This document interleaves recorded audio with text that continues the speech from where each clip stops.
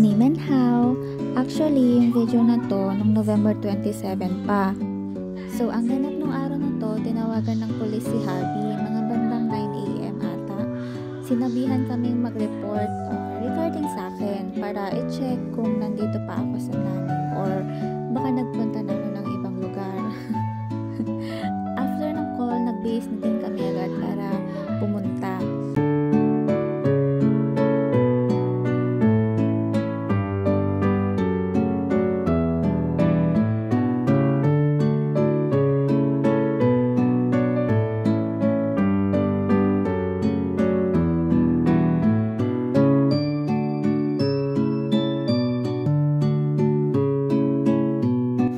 Malapit na kami makarating and hindi na ako nag-video sa loob kasi di ko alam kung pwede ba mag-video. Di ko na din trinay. Yun lang, binigay lang namin yung passport ko. May pina-fill upan lang ulit kay Kevin. Tinignan yung bio page ng passport ko and yung visa ko. Yung resident visa ko pala dito, good for 1 year na. Ang galing nga kasi binigay is 1 year na agad dun sa exit entry.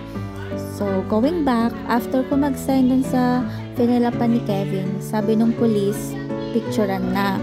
Akala ko nga katulad nung unang report namin nung kadadating ko lang dito na ako lang yung pipicturean, tapos close up pa.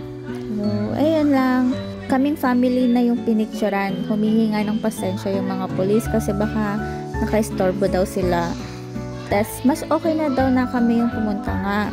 May option kasi sila na kami yung pupunta o sila ang pupunta. Tapos sabi din nila na hindi nga naman daw okay tignan kapag may pulis na pumunta sa bahay.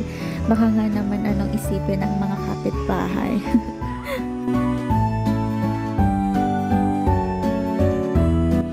So ayan, nag-decide kami ni Kevin na maglakad na lang kasi akala namin malapit lang.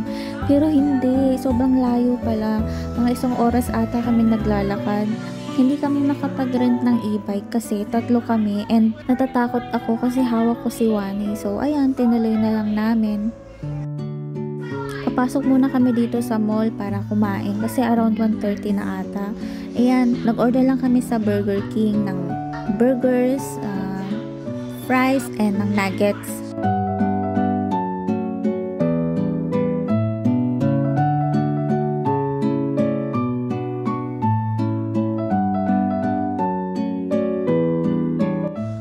After namin kumain, naglakad-lakad lang kami. Nakakita kami ng claw machine kaya naglaro na lang din kami. Nakakuha nga kami ng 4 na stuffed toys eh.